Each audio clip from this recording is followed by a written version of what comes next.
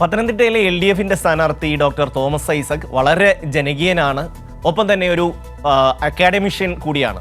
അതുകൊണ്ട് തന്നെ ഏത് സ്ഥലത്ത് പോയാലും അദ്ദേഹം അവിടുത്തെ വിഷയങ്ങൾ പഠിക്കും, അത് സംബന്ധിച്ച ചോദ്യങ്ങൾ ചോദിക്കും, ആൾക്കാർക്ക് ക്ലാസ് എടുക്കും. പിന്നെ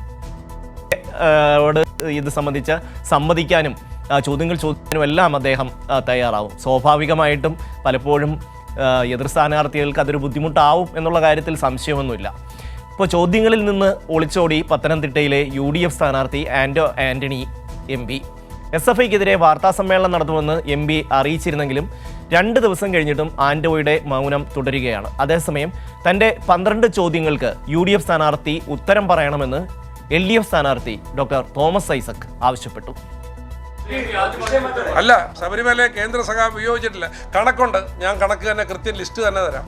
അത് ഞാൻ ഓർത്തെടുത്തോണ്ടല്ല വന്നിരിക്കുന്ന കണക്കുണ്ട്. കേരളത്തിൽ എത്ര കൈവിശ്വക്കാരെ കൊലപ്പെട്ടിട്ടുണ്ടെന്നുള്ള കണക്ക് നാളെ ഈ പ്രസ് ക്ലബ്ബിൽ ഇതേ സമയത്ത് ഇവിടെ വെച്ച സന്തോഷം ചെയ്യണം. ശനിയാഴ്ച പത്തനംതിട്ട പ്രസ് ക്ലബ്ബിൽ നടന്ന മുഖാമുഖം പരിപാടിയിലായിരുന്നു ആന്റോ ആന്റണിയുടെ പ്രസ്താവന.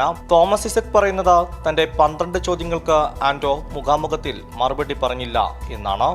അദ്ദേഹത്തിന്റെ മറുപടിക്ക് വേണ്ടി കാത്തിരിക്കുക. പറയണം, പത്രസമ്മേളനം നടത്തുമെന്നാ പറഞ്ഞ് പറയട്ടെ.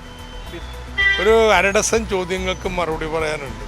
ഇല്ലാത്ത ലിസ്റ്റ് എവിടെ നിന്ന് ആന്റോ ആന്റണി ഉണ്ടാക്കുമെന്നാണ് SFI പ്രവർത്തകരും സോഷ്യൽ മീഡിയയും വ്യാപകമായി ചോദിക്കുന്നത്.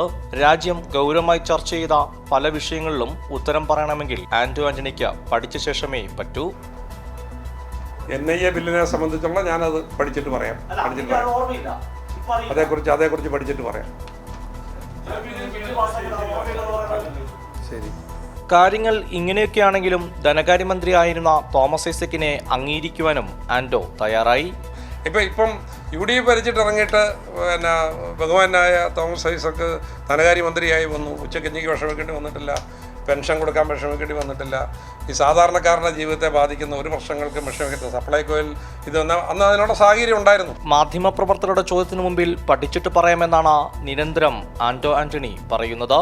എന്നാൽ തോമസ് ഐസക് ആകട്ടെ ജനങ്ങളുടെ ഏത് ചോദ്യത്തിനും ഉത്തരം പറഞ്ഞാണ് തന്റെ തെരഞ്ഞെടുപ്പ് പ്രചരണം നടത്തുന്നത്. കൈരളി ന്യൂസ്, പത്തനംതിട്ട.